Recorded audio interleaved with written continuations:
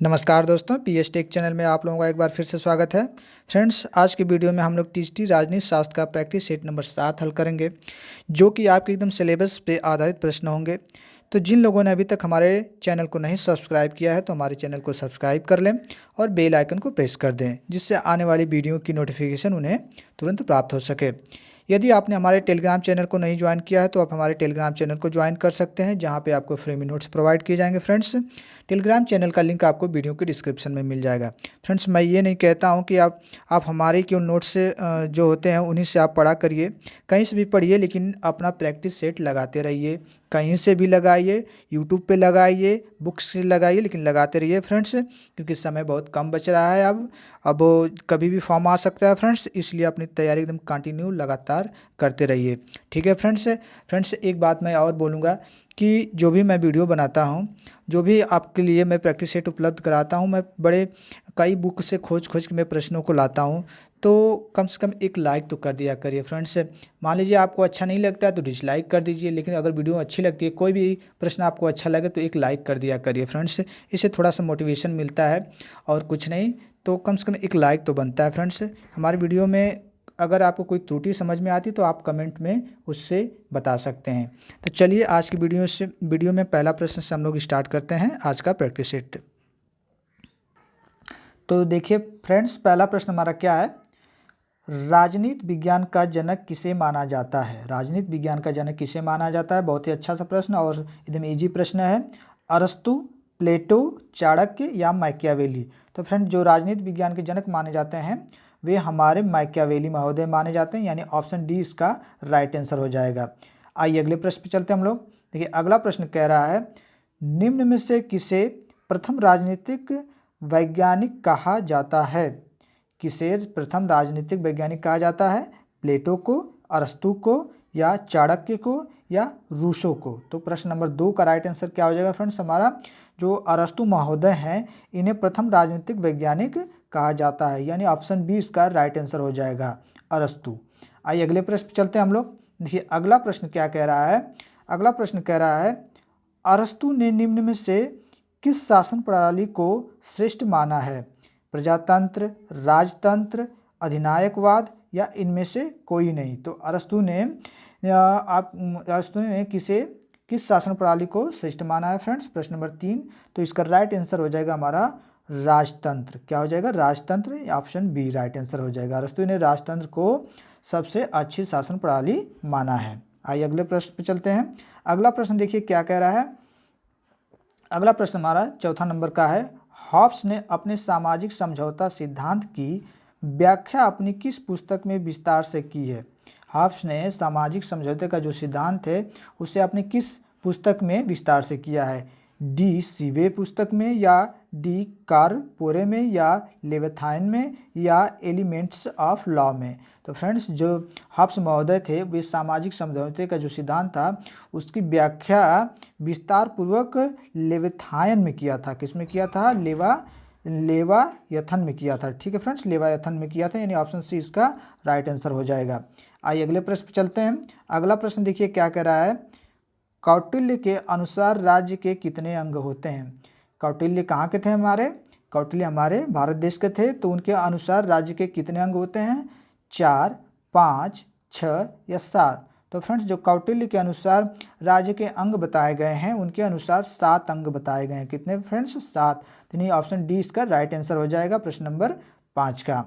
आइए अगले प्रश्न को देख लेते हैं। अगला प्रश्न कह रहा है, राज्य कानून बनाने वाली संस्था है, इस दृष्टिकोण के समर्थक एवं विचारक हैं। राज्य कानून बनाने वाली संस्था है, इस दृष्टिकोण के जो समर्थक हैं एवं विचारक हैं वे कौन हैं। प्लेटो एवं अरस्तु, मैकाइवर एवं हीगल, मैकियावेली एवं लास्की, या बिलोबी एवं विल्सन। तो फ्रेंड्स, राज्य कानून बनाने वाली संस्था है, इसके जो दृष्टिकोण एवं समर्थक हैं वे हमारे विलोबी एवं विल्सन जी हैं। तो यानी ऑप्शन डी इसका राइट आंसर हो जाएगा। कौन सा, ऑप्शन डी। आइए अगले प्रश्न को देखते हैं। अगला प्रश्न देखिए क्या कह रहा है, राज्य के मुख्यतः कितने तत्व होते हैं। बहुत ही आसान सा प्रश्न फ्रेंड्स, प्रश्न नंबर 7। राज्य के कितने अंग होते हैं मुख्यतः, 2, 3, 4 या 5। तो फ्रेंड्स, राज्य के मुख्यतः 4 अंग होते हैं। कौन कौन से होते हैं फ्रेंड्स, इसका आप लोग आंसर कमेंट में लिखें कि राज्य के जो 4 अंग होते हैं वे कौन कौन से होते हैं। आइए अगले प्रश्न को हम लोग देखते हैं। अगला प्रश्न देखिए है, निम्नलिखित में से कौन सा राज्य आवश्यक तत्व नहीं है, राज्य का आवश्यक तत्व नहीं है? जनसंख्या, आर्थिक समृद्धि, संप्रभुता या भूमि। तो फ्रेंड्स जो हमारे 4 ऑप्शन दिए गए हैं, इसमें आपका राज्य का जो आवश्यक तत्व नहीं है उसे आपको बताना है। तो फ्रेंड्स हमारी जो जनसंख्या होती है ये भी आवश्यक तत्व होता है, संप्रभुता भी होती है और भूमि भी होती है, लेकिन आर्थिक समृद्धि नहीं होती है। फ्रेंड्स कौन सी? आर्थिक समृद्धि नहीं होती है। तो ऑप्शन बी राइट आंसर हो जाएगा प्रश्न नंबर 8 का। फ्रेंड्स देखिए, आपको जो राज्य के 4 अंग होते हैं इसमें 3 तो बता दिए गए हैं, एक बच रहा है, तो आप कमेंट में ज़रूर से लिखिएगा। आइए अगले प्रश्न पर चलते हैं। अगला प्रश्न देखिए क्या है, 15 अगस्त 1947 से पहले भारत एक राज्य नहीं था, क्योंकि 15 अगस्त 1947 से पहले भारत एक राज्य नहीं था। राज्य का मतलब इस तरह से उत्तर प्रदेश महाराष्ट्र नहीं, राज्य का मतलब जो स्टेट शब्द होता है एक देश से मतलब होता है, ठीक है। तो जो 15 अगस्त 1947 से पहले भारत एक राज्य नहीं था, क्या कारण था देखते हैं। इसके पास संप्रभुता नहीं थी, या इसकी निर्वाचित सरकार नहीं थी, या इसका संविधान नहीं था, या उपरोक्त सभी। तो फ्रेंड्स 15 अगस्त 1947 से पहले क्या था कि भारत के पास संप्रभुता नहीं थी, इसलिए वह एक राज्य नहीं कहलाता था, यानी ऑप्शन ए राइट आंसर हो जाएगा। आइए अगले प्रश्न में चलते हैं हम लोग। अगला प्रश्न देखिए क्या कह रहा है, प्रशासन में लाल फीताशाही का क्या अर्थ है? प्रशासन में लाल फीताशाही का क्या अर्थ होता है? लोक सेवकों की लापरवाही, विलंब, पक्षपात या कार्य के भार की बारीकी से जांच। तो बहुत अच्छा प्रश्न है फ्रेंड्स। प्रशासन में जो लाल फीताशाही होता है उसका मतलब क्या होता है? तो फ्रेंड्स उसका मतलब होता है कि कार्य के भार की बारीकी से जो जांच की जाती है उसे लाल फीताशाही कहते हैं, ठीक है। क्या कहते हैं? लाल फीताशाही, यानी ऑप्शन डी इसका राइट आंसर हो जाएगा। आइए अगले प्रश्न पर चलते हैं। अगला प्रश्न देखिए क्या कह रहा है, निम्न स्वतंत्रताओं में से नकारात्मक स्वतंत्रता कौन सी है? 4 स्वतंत्रताएं दी गई हैं, इनमें से आपको नकारात्मक आपको बताना है। देखते हैं ऑप्शन, राजनीतिक, नागरिक, कानूनी या ये सभी। तो प्रश्न नंबर 11 का राइट आंसर क्या हो जाएगा फ्रेंड्स?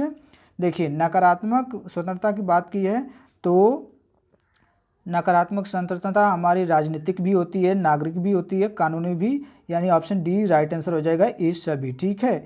नकारात्मक स्वतंत्रता हमारी राजनीतिक भी होती है, नागरिक भी और कानूनी भी थी, यानी ऑप्शन डी इसका राइट आंसर हो जाएगा प्रश्न नंबर 11 का। आइए अगले प्रश्न पर चलते हैं। अगला प्रश्न देखिए क्या कह रहा है, कोई व्यक्ति कुछ करना चाहे तो उसे वैसा करने से रोका न जाए, इस प्रकार की स्वतंत्रता को क्या कहा जाता है? कोई व्यक्ति कुछ करना चाहे तो उसे वैसा करने से रोका ना जाए, इसे क्या कहते हैं? नकारात्मक, सकारात्मक, कानूनी, इनमें से कोई नहीं। तो फ्रेंड्स अगर कोई व्यक्ति अगर कुछ करना चाहे तो उसे रोका नहीं जाए, तो सीधी सी बात आ रही है कि नकारात्मक की बात आ रही है। तो इसमें हमारा ऑप्शन कौन सा सही हो जाएगा?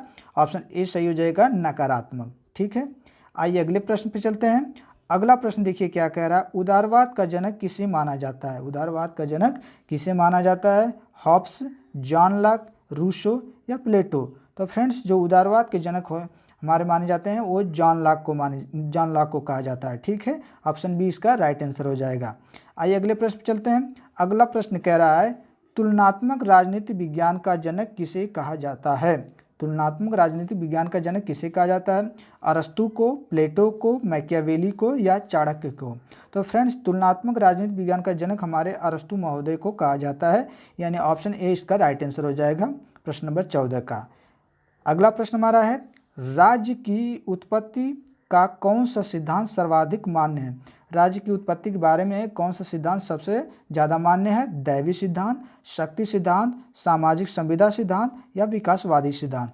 तो फ्रेंड्स मैंने बताया था इसके पहले वाली प्रैक्टिस सेट में कि जो राज्य की उत्पत्ति का सिद्धांत किसे बताया गया था? जो इतिहास में जो हमारे विकास हुए हैं उनसे हमारे राज्य की उत्पत्ति माना जाता है, ठीक है। तो यानी कि हमारा जो ऑप्शन डी है ये राइट आंसर हो जाएगा, विकासवादी सिद्धांत। ये क्या होता है? सर्वाधिक मान्य सिद्धांत है। कौन सा? विकासवादी सिद्धांत, ऑप्शन डी राइट आंसर हो जाएगा। अगला प्रश्न देखते हैं। अगला प्रश्न कह रहा है, सकारात्मक स्वतंत्रता का अर्थ है। सकारात्मक स्वतंत्रता का क्या अर्थ है? प्रतिबंधों का अभाव, कोई भी कार्य करने की स्वतंत्रता, कमजोर वर्ग के सर्वांगीण विकास के लिए उपलब्ध सुविधाएं, या उपरोक्त सभी। तो फ्रेंड्स सकारात्मक स्वतंत्रता का अर्थ होता है कमजोर वर्ग के सर्वांगीण विकास के लिए उपलब्ध सुविधाएं। ऑप्शन सी इसका राइट आंसर हो जाएगा प्रश्न नंबर 16 का। देखिए अगला प्रश्न क्या कह रहा है। अगला प्रश्न कह रहा है कोई भी राज्य दंड की व्यवस्था क्यों करता है। कोई भी राज्य दंड की व्यवस्था क्यों करता है अपने राज्य में। नागरिकों के विकास के लिए, सामाजिक उन्नति के लिए, समाज में शांति सुव्यवस्था बनाए रखने के लिए, या उपरोक्त में से कोई नहीं। तो फ्रेंड्स राज्य में जो दंड की व्यवस्था की जाती है वह समाज में शांति व्यवस्था सुव्यवस्था बनाए रखने के लिए की जाती है, यानी ऑप्शन सी इसका राइट आंसर हो जाएगा। अगले प्रश्न चलते हैं। अगला प्रश्न देखिए क्या कह रहा है। निम्न में से प्रजातंत्रात्मक शासन की विशेषता नहीं है। निम्न में से प्रजातंत्रात्मक व्यवस्था नहीं है, विशेषता नहीं है। कौन सी। शासन सत्ता जनता के हाथों में होती है, या सरकार पर जनता का नियंत्रण होता है, या जनता सरकार को हटा सकती है, या शासन शक्ति पर वर्ग विशेष का नियंत्रण रहता है। तो फ्रेंड्स जो प्रजातंत्र में शासन की व्यवस्था होती है वो कौन कौन सी हो सकती है। इसमें से ऑप्शन चारों में से देख लेते हैं। तो शासन सत्ता जनता के हाथों में होती है, बिल्कुल सही, ये भी एक विशेषता है। सरकार पर जनता का नियंत्रण होता है, ये भी एक सही है। जनता सरकार को हटा सकती है, बिल्कुल सही। शासन शक्ति पर वर्ग विशेष का नियंत्रण रहता है, जी नहीं, ये गलत हो जाएगा, यानी ऑप्शन डी हमारा राइट आंसर हो जाएगा। ठीक है, कौन सा ऑप्शन डी राइट आंसर हो जाएगा। आइए अगले प्रश्न पे चलते हैं। अगला प्रश्न क्या कह रहा है। शासन की लोकप्रिय और व्यवहारिक पद्धति कौन सी है। शासन की लोकप्रिय और व्यवहारिक पद्धति कौन सी है। सीमित राजतंत्र, कुलीन राजतंत्र, प्रत्यक्ष राजतंत्र, या अप्रत्यक्ष अथवा प्रतिनिधित्व प्रजातंत्र। तो प्रश्न नंबर 19 का राइट आंसर क्या हो जाएगा फ्रेंड्स। लोकप्रिय और व्यवहारिक पद्धति कौन सी है शासन की। तो फ्रेंड्स हमारा जो डी ऑप्शन कह रहा है अप्रत्यक्ष अथवा प्रतिनिधित्व प्रजातंत्र, या लोकप्रिय और व्यवहारिक पद्धति है किसकी, शासन की, यानी ऑप्शन डी इसका राइट आंसर हो जाएगा। अगले प्रश्न को देखते हैं। देखिए अगला प्रश्न क्या कह रहा है। संघात्मक शासन के बारे में यह किसने कहा है कि एक संघ राज्य राजनीतिक समझौते के अतिरिक्त कुछ नहीं है, जिसका उद्देश्य राष्ट्रीय एकता तथा राज्य के अधिकारों में सामंजस्य स्थापित करना होता है। ठीक है, किसने कहा है। डायसी ने, स्ट्रॉन्ग ने, फाइनर ने, या हैमिल्टन ने। तो फ्रेंड्स प्रश्न थोड़ा सा लंबा है, इसका मैं आंसर बता दे रहा हूँ। अगर आपको इससे समझना हो तो थोड़ा सा वीडियो को पॉज करके भी एक बार नहीं 2 बार पढ़ सकते हैं प्रश्न को। तो प्रश्न नंबर 21 का राइट आंसर हो जाएगा फ्रेंड्स हमारा डायसी। कौन सा, Dicey, option A right answer हो जाएगा।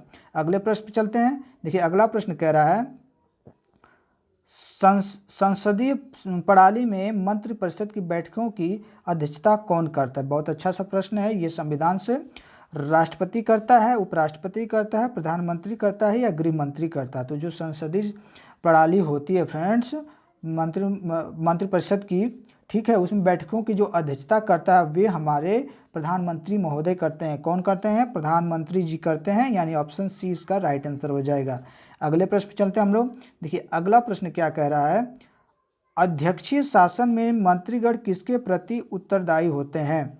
अध्यक्षीय शासन में मंत्रीगण किसके प्रति उत्तरदायी होते हैं। विधायिका के प्रति, राष्ट्रपति के, विधायिका के अध्यक्ष, इनमें से कोई नहीं। तो फ्रेंड्स जो अध्यक्षीय शासन में मंत्रीगण किसके प्रति उत्तरदायी होते हैं, वे होते हैं विधायिका के अध्यक्ष के प्रति। किसके प्रति, विधायिका के। प्रश्न नंबर 23, सॉरी फ्रेंड्स, प्रश्न नंबर 23 का विधायिका के अध्यक्ष ये नहीं हो सकता है। हाँ, इसमें राष्ट्रपति होगा फ्रेंड्स, राष्ट्रपति के प्रति उत्तरदायी होते हैं। ठीक है, अध्यक्षीय शासन में मंत्रीगण जो होते हैं राष्ट्रपति के प्रति उत्तरदायी होते हैं, यानी ऑप्शन 20 का राइट आंसर हो जाएगा प्रश्न नंबर 23। अगले प्रश्न को देखते हैं हम लोग। अगला प्रश्न कह रहा है संसदात्मक शासन का प्रचलन सर्वप्रथम किस देश में हुआ। बहुत अच्छा प्रश्न है। स्विट्जरलैंड, यूनान, भारत, इंग्लैंड। तो संसदात्मक शासन व्यवस्था जो थी सबसे पहले हमारे इंग्लैंड में हुई थी। कहाँ पे, इंग्लैंड में, यानी ऑप्शन डी इसका राइट आंसर हो जाएगा। यहीं से जो संसदात्मक शासन व्यवस्था प्रणाली है हमारे देश में यहीं से ली गई है। ठीक है, कहाँ से, इंग्लैंड से। आइए अगले प्रश्न को देख लेते हैं। अध्यक्षात्मक शासन व्यवस्था जिस सिद्धांत के आधार पर परिचालित होती है वह है, क्या है। शक्तियों का विभाजन, शक्तियों का विलयीकरण या शक्तियों का पृथक्करण या सामूहिक उत्तरदायित्व। प्रश्न नंबर 25। तो फ्रेंड्स इसका राइट आंसर क्या हो जाएगा हमारा? ऑप्शन सी राइट आंसर हो जाएगा इसका, शक्तियों का पृथक्करण। ठीक है, अगले प्रश्न को देखते हैं। प्रश्न नंबर 26। प्रश्न नंबर 26 कह रहा है आधुनिक अर्थ में राज्य शब्द का प्रयोग सबसे पहले किसने किया था? बहुत अच्छा सा प्रश्न। आधुनिक युग में राज्य शब्द का प्रयोग सबसे पहले किसने किया था? तो मैं आप लोगों को एक क्लू देता हूँ। राजनीति शास्त्र का जनक किसे माना जाता है? किसे माना जाता है फ्रेंड्स? वही है तो हमारे मैकियावेली महोदय। ठीक है फ्रेंड्स, कौन? मैकियावेली महोदय। इस प्रश्न का राइट आंसर हमारा ऑप्शन डी हो जाएगा। आइए अगले प्रश्न पे चलते हैं हम लोग। अगला प्रश्न देखिए क्या कह रहा है? सामाजिक न्याय से तात्पर्य। सामाजिक न्याय से क्या तात्पर्य है? सभी को समान राजनीतिक अधिकार प्राप्त हो, सभी को समान आर्थिक अधिकार प्राप्त हो, सभी को धार्मिक स्वतंत्रता के अधिकार प्राप्त हो, या सभी प्रकार के भेदभाव तथा जाति, रंग, धर्म, मत, लिंग आदि पर आधारित सुविधाएं समाप्त हों। तो बहुत अच्छा प्रश्न था फ्रेंड्स। सामाजिक न्याय से क्या तात्पर्य होगा? तो हमारा जो डी ऑप्शन कह रहा है सभी प्रकार के भेदभाव तथा जाति, रंग, धर्म, मत, लिंग आदि पर आधारित सुविधाएं क्या हो? समाप्त हो। यही राइट आंसर हो जाएगा। ठीक है, यही हमारा सामाजिक न्याय से तात्पर्य है। अगला प्रश्न देखिए क्या कह रहा है? अगला प्रश्न कह रहा है मार्क्स के अनुसार वर्ग का आशय लोगों के ऐसे समूह से है। कैसे समूह से है? जिनकी एक जैसी सामाजिक पृष्ठभूमि है, जिनका एक व्यवसाय है, जो एक जैसी राजनीतिक चेतना से युक्त हैं, या जिनका आर्थिक व्यवस्था में एक साथ स्थान है। तो प्रश्न नंबर 28 का राइट आंसर क्या हो जाएगा friends? Option D right answer हो जाएगा, जिनका आर्थिक व्यवस्था में एक साथ स्थान हो, यही मार्क्स के अनुसार वर्ग का आशय है। ठीक है, अगले प्रश्न पे चलते हैं हम लोग। अगला प्रश्न हमारा है प्रश्न नंबर 29। सूची प्रणाली के अंतर्गत किस प्रकार के निर्वाचन होते हैं? सूची प्रणाली के अंतर्गत किस प्रकार के निर्वाचन होते हैं फ्रेंड्स? एक सदस्यीय, बहुसदस्यीय, या ए व बी दोनों, या इनमें से कोई नहीं। तो सूची प्रणाली होती है फ्रेंड्स वो हम उसके अंतर्गत हमारे बहुसदस्यीय प्रकार के निर्वाचन होते हैं। किस प्रकार के? बहुसदस्यीय प्रकार के, यानी ऑप्शन बी राइट आंसर हो जाएगा। अगला प्रश्न पे चलते हैं हम लोग। ये अगला प्रश्न कह रहा है निम्न में से कौन फेबियनवाद के प्रमुख प्रतिपादकों में से एक हैं? फेबियनवाद जो प्रतिपादक थे, फेबियनवाद के प्रमुख प्रतिपादक, उनमें से कोई एक इसमें आपको ढूंढना है। मार्क्स हैं, लास्की हैं, लेनिन हैं, या सिडनी वेब हैं। तो फ्रेंड्स इसका राइट आंसर हो जाएगा हमारा सिडनी वेब, ऑप्शन डी। ठीक है, यानी कि हमारा ऑप्शन डी राइट आंसर हो जाएगा सिडनी वेब। तो फ्रेंड्स इस वीडियो में हम लोगों ने 1 से 30 प्रश्नों को देखा था जो कि राजनीति शास्त्र के महत्वपूर्ण प्रश्न थे फ्रेंड्स। तो उम्मीद करता हूँ कि वीडियो आप लोगों को अच्छी लगी होगी। तो फ्रेंड्स अगर वीडियो अच्छी लगी है तो इसे लाइक करें, शेयर करें और चैनल को सब्सक्राइब करें। अगले वीडियो के लिए तब तक वेट करते हैं। थैंक यू, धन्यवाद।